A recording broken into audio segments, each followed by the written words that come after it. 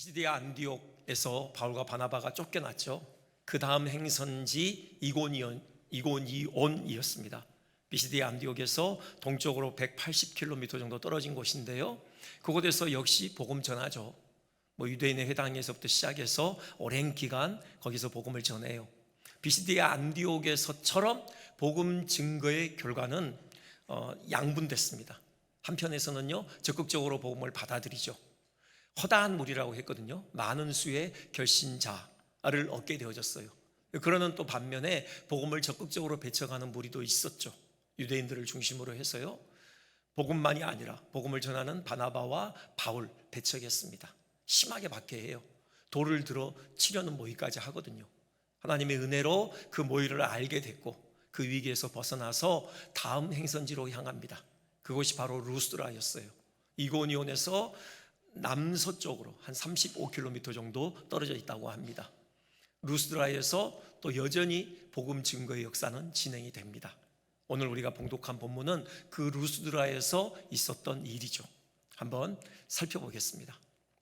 먼저요, 가장 주요한 일은 선천적인 하반신 마비 장애를 가진 한 남자가 고침을 받은 사건이죠.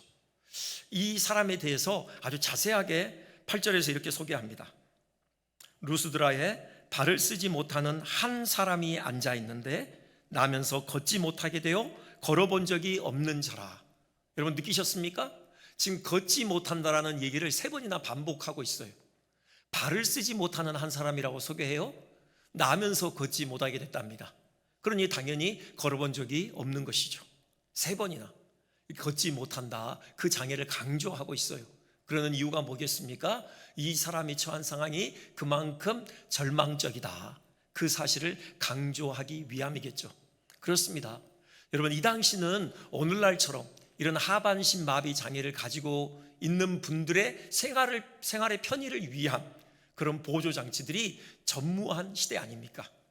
그 불편함을 온몸으로 마주해야만 했던 것이죠. 생활의 불편함은 이루 말할 수 없었을 것이고요, 무엇보다도 경제 활동을 할 수 없었을 것입니다. 마땅한 수단이 없는 것이죠. 여러분, 사도행전 3장에 보면은 성전 미문에 앉아있던, 나면서부터 걷지 못하던 그 사람 기억하시죠? 그 사람이 하는 일이 뭐였습니까? 베드로를 만나기 전까지 성전 미문에 왜 앉아 있었죠? 그 문을 지나다니는 사람들의 동정을 구걸하기 위해서요. 그거 외에는 그의 생을 연명할 다른 경제수단이 없었기 때문에요. 이 사람도 마찬가지가 아닐까 싶어요. 지금 바울이 루스드라에서 전하고 있는 복음의 현장은요, 유대인의 회당이 아닙니다. 없었을 것 같아요. 그래서 지금 성문 앞 광장에 지금 나와 있는 것 같아요. 그곳에 지금 이 사람이 앉아 있었어요. 이유가 뭐겠습니까? 그 성문을 지나다니는 사람들의 동정을 구걸하기 위함이 아니었을까? 충분히 추정이 가능하죠. 그런데 이 사람의 인생을 더욱 절망스럽게 만들었던 것이 있죠. 그건요, 앞으로도 그의 호흡이 끊어지는 순간까지 자기 발로 일어서는 일은 없을 것이다, 그 사실이죠. 그럴 가능성은 단 1도 없었습니다. 그것이 이 사람의 하루하루를 더욱더 절망의 수렁으로 밀어넣었던 것이겠죠. 이렇게 고달프고 절망적인 한 사람의 생애를 이 지금 8절에서 걷지 못한다는 장애를 3번이나 반복하면서 강조하고 있는 것이겠죠. 그런데 그 사람을 바울이 일으킨 것입니다. 자기 2발로 일어서서 걷게 만들었던 것이죠. 그 성전 미문에 앉아있던 사람 일어났잖아요. 여러분, 그때 그 사람의 반응 기억하십니까? 3장 8절 이렇게 돼 있어요. 뛰어서서 걸으며 그들과 함께 성전으로 들어가면서 걷기도 하고 뛰기도 하며 하나님을 찬송하니, 그 마음에 주체할 수 없는 감격과 흥분이 있었던 것이죠. 어린아이처럼 폴짝폴짝 뛰면서 기쁨의 탄성을 질러요. 하나님을 찬송했던 것입니다. 이 루스드라에 있던 이 사람, 바울에 의해서 일어나 걷게 되어졌을 때 아마 같은 반응이 있지 않았겠습니까? 그 마음에 주체할 수 없는 흥분과 감격이 있었겠죠. 어린아이처럼 폴짝폴짝 뛰면서 기쁨의 탄성을 질렀을 것입니다. 이 사건과 사도행전 3장에서의 사건, 아주 닮은 꼴이죠. 그렇죠? 나면서부터 걷지 못했던 사람이 앉아 있었고요, 복음의 현장에. 그리고 그 고침받는 그 방식도 같아요. 여기 지금 이 루스드라의 이 사람도요, 바울이 어떻게 고칩니까? 선포를 통해서이죠. 그 10절에 이렇게 돼 있죠. 큰 소리로 이르되 내 발로 바로 일어서라. 바로 이 크게 외치자 이 선포에 의해서 그 사람이 고침을 받아요. 성전 미문에 앉아있던 그 사람 똑같죠? 베드로가 그를 향하여 선포합니다. 나사렛 예수 이름으로 명하노니 일어나 걸으라. 그 선포에 의해서 또 그 사람이 일어나 걷게 되었던 거예요. 고침의 방식이 같아요. 또 한 가지 더 같은 게 있어요.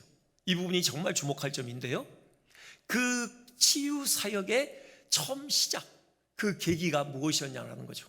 그게요, 바로 주목해 봄이었어요.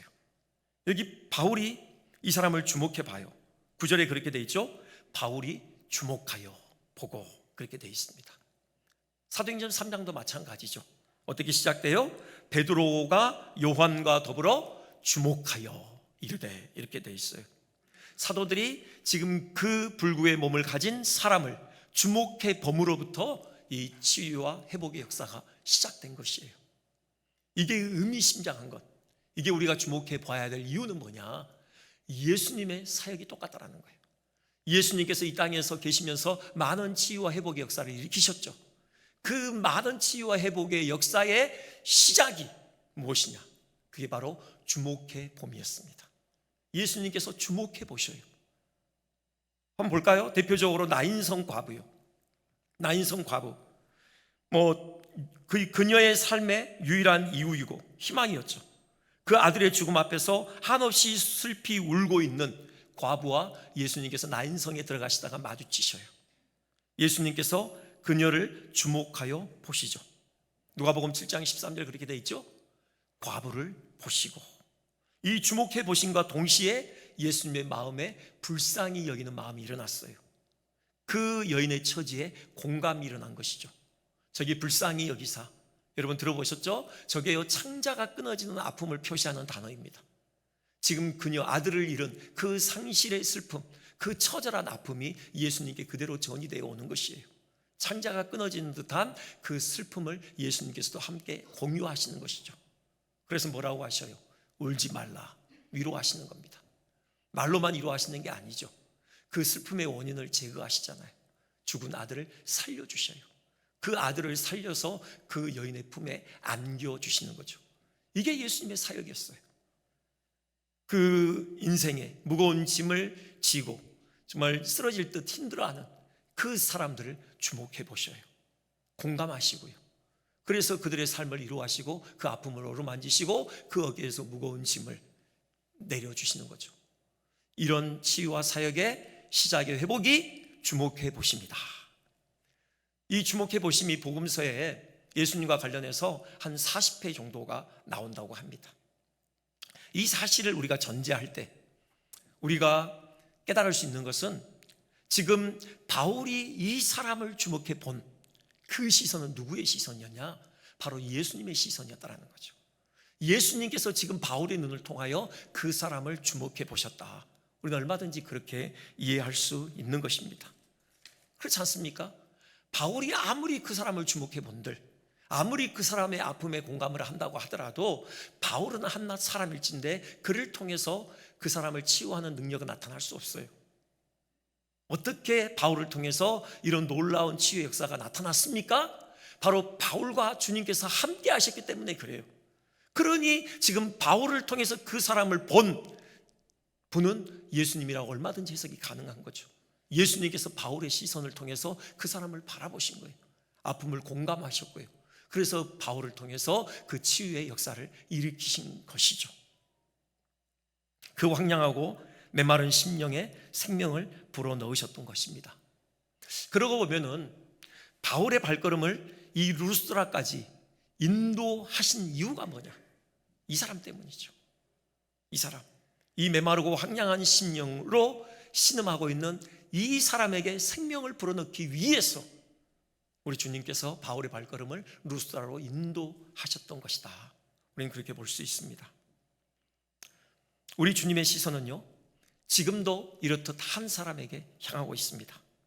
한 사람을 주목해 보시는 것입니다. 우리 한 사람 한 사람을 주목해 보셔요. 여러분, 지금 세계 인구가 80억이 넘었더라고요.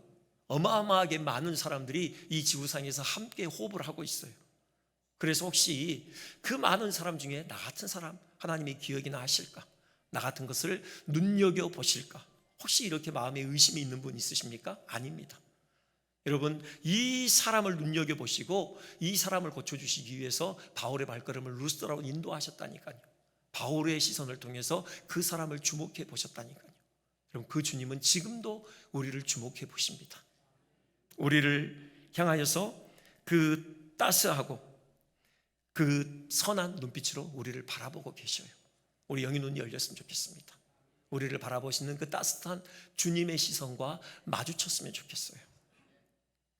그 따스하고도 능하신 손으로 우리의 손을 붙드시고 일으키시는 그 주님의 그 손의 감각을 느끼셨으면 좋겠어요.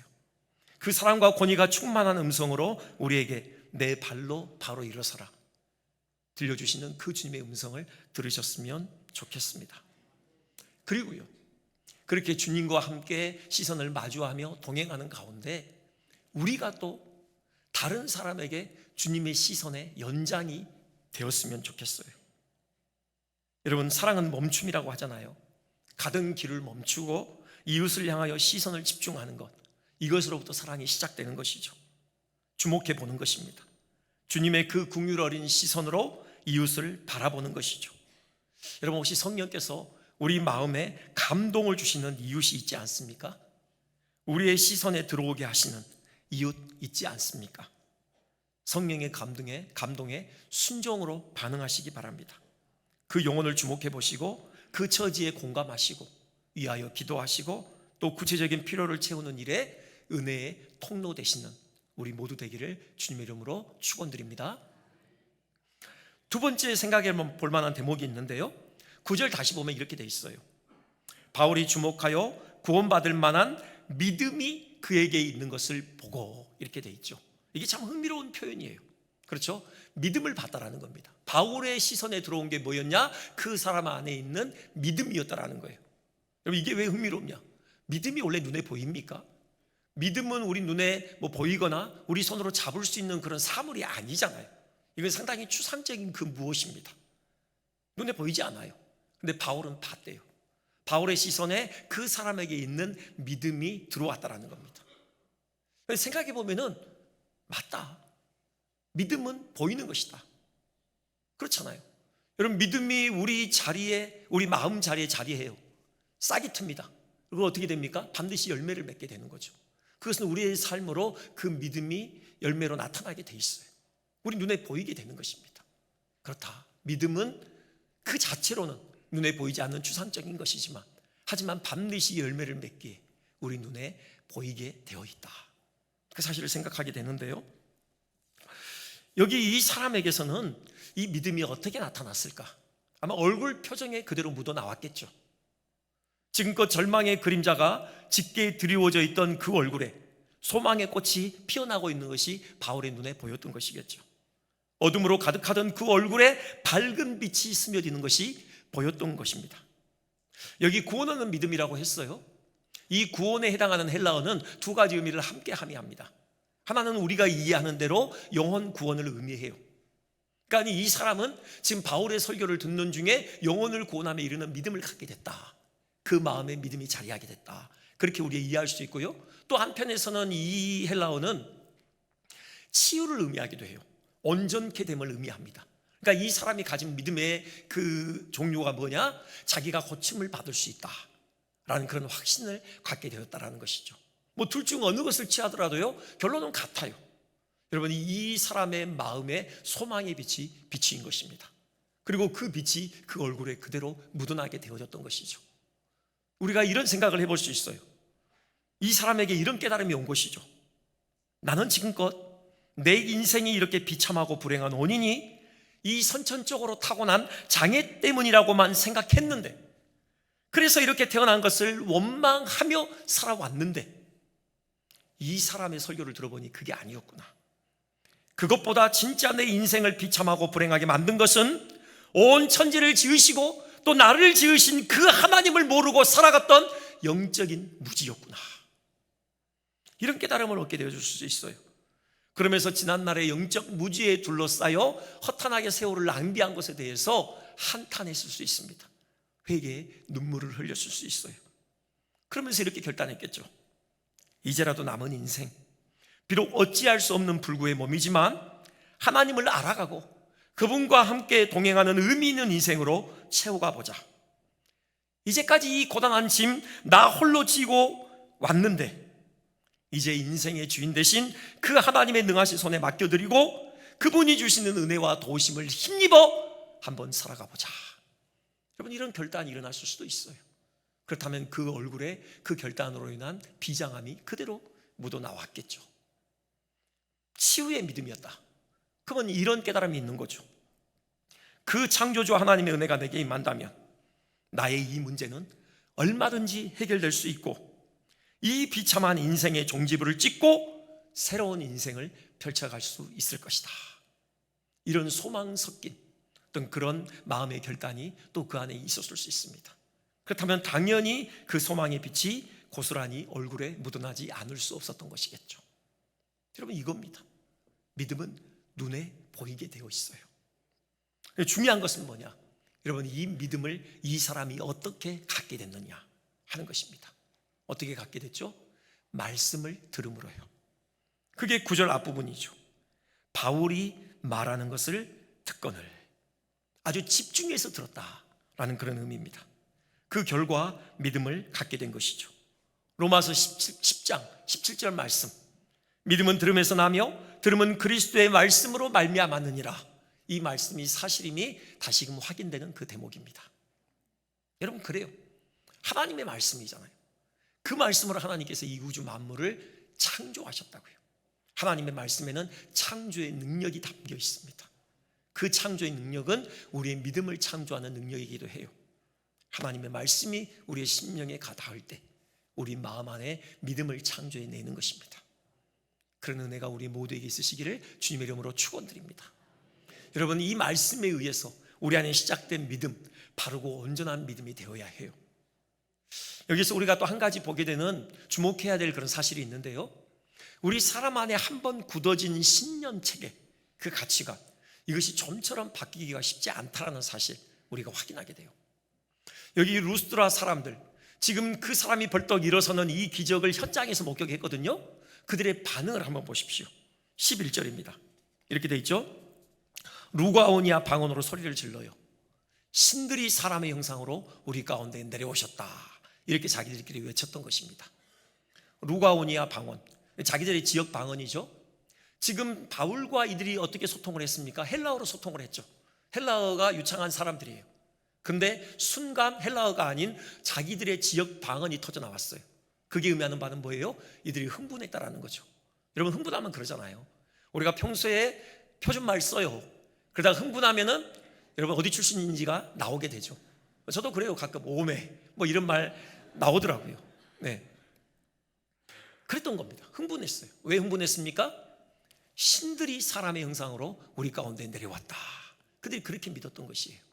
여기 신들이 누구냐? 그들이 평소 섬기던 제우스와 허르메스, 그 그리스의 12신들을 의미하는 거죠.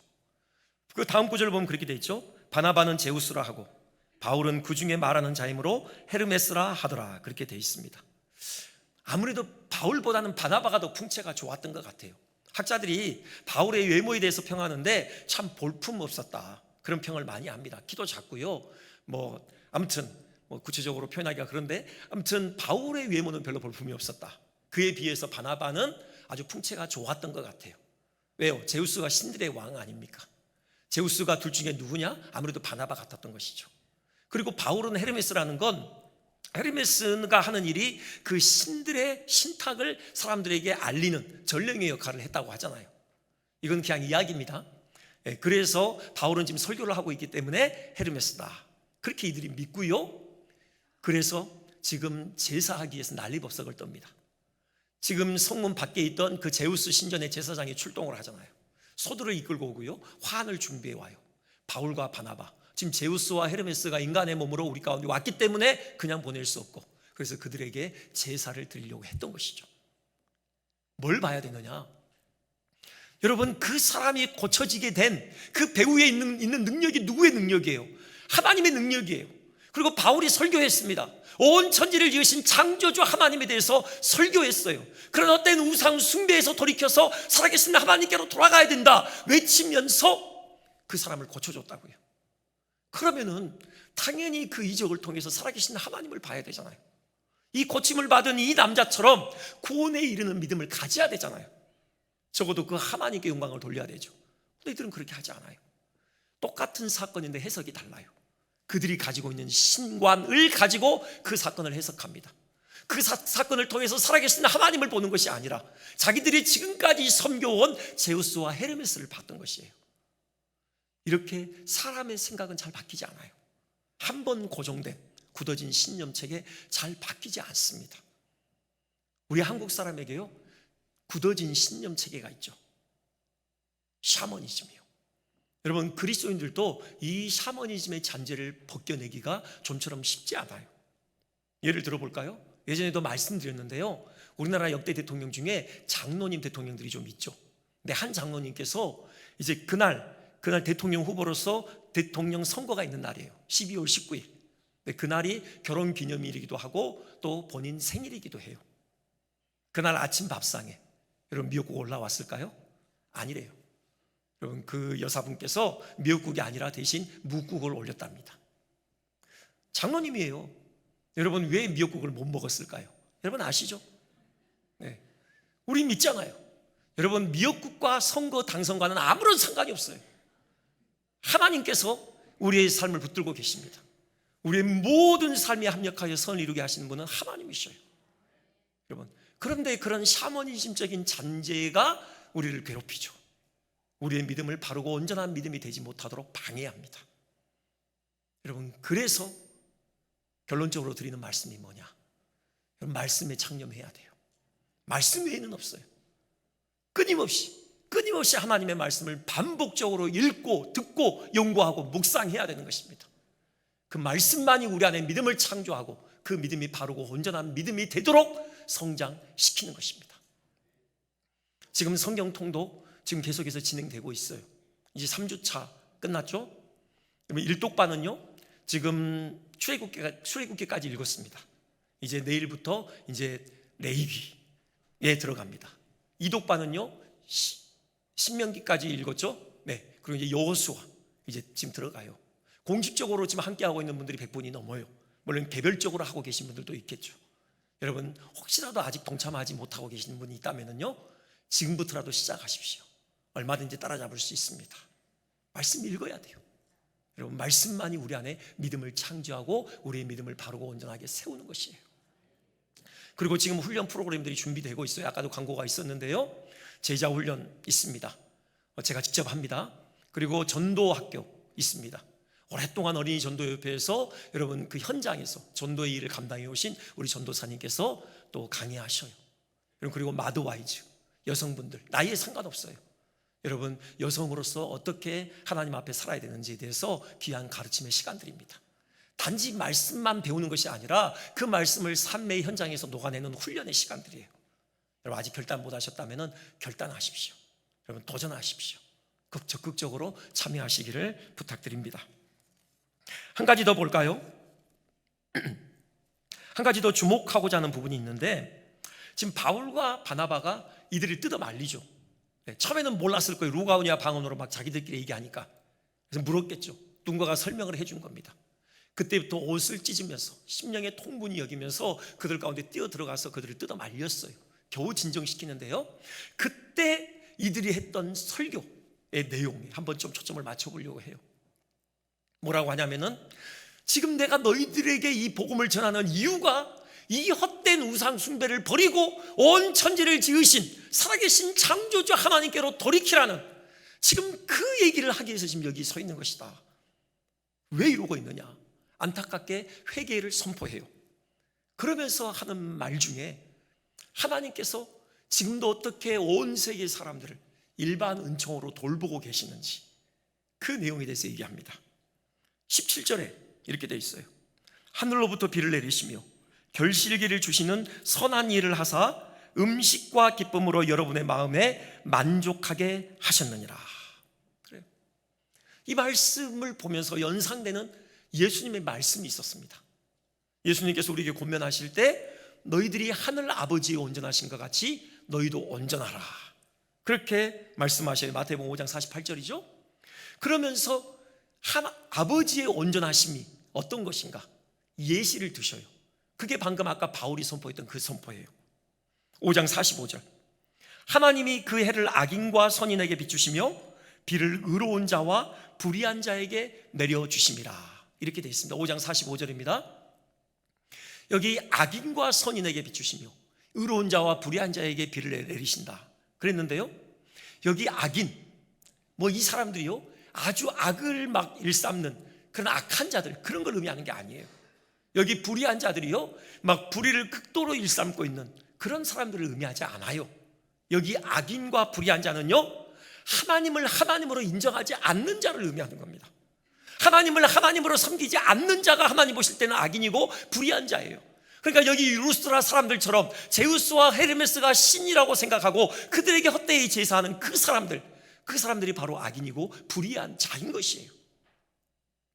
하나님께서 그렇게 악인임이고 그렇게 불의한 자임에도 불구하고 선인과 의로운 자와 동일하게 그들을 위해서 하늘을 구름으로 덮으시고 비를 준비해 주셔요. 그리고 필요에 따라서 그 구름을 다시 거두시고 밝은 태양빛을 비춰주시는 거죠. 그래서 그들에게 결실기를 주시고 그 마음의 만족과 기쁨을 허락하시는 겁니다. 놀라운 것 아닙니까? 하나님의 마음이 얼마나 넓은지를 이 구절이 우리에게 충분히 보여주고 있어요. 하나님께서는 온 세계를 품고 계셔요. 이유가 뭡니까? 그 온 세상 가운데 하나님께서 영생을 주시기로 작정하신 하나님의 사람들이 있기 때문에 그래요. 사도 요한이 요한계시록에서 구원받은 무리의 그 모임에 대한 환상을 보잖아요. 7장 15절이죠 7장 9절이죠 이렇게 되어 있습니다. 거기 보면요 흰 옷을 입고 손에 종려가지를 들고 하나님의 구원을 노래하는 구원받은 백성들이 모여 있어요. 그 큰 규모에 대해서 얘기하는데 각 나라와 족속과 백성과 방언이라고 그래요. 각 나라와 족속과 백성과 방언이라고 그래요. 모든 나라와 족속과 백성과 방언에서 영생을 주시기로 작정하신 하나님의 사람들이 있다라는 겁니다. 그 규모가 얼마나 크느냐, 아무라도 셀 수 없는 큰 무리다, 그렇게 말씀을 하셔요. 이게 하나님의 마음이에요. 이게 하나님의 사랑의 넓이입니다. 그렇다면 우리도 사랑의 넓이를 키워야 하는 것이죠. 우리 마음의 지경을 넓혀야 하는 것입니다. 지금 사도행전을 강의하는 중인데요, 돌이켜보니까 선교에 대해서 집중적으로 강조한 적이 없었구나라는 그런 생각이 들어요. 사실 사도행전은 선교행전 아닙니까? 그 예루살렘부터 시작된 복음의 역사가 땅끝까지 이르도록 그 선교가 어떻게 진행되고 있는지 그 현장을 생생하게 우리에게 담아서 들려주는 이야기죠. 그래서 선교에 대해서 도전을 해야 되겠다, 이렇게 도전드립니다. 하나님의 나라가 이루어지는 과정에서 반드시 이루어져야 할 일이 있죠. 마태복음 24장 14절이요. 이 천국 복음이 모든 민족에게 증언되기 위하여 온 세상에 전파되리니 그제야 끝이 오리라.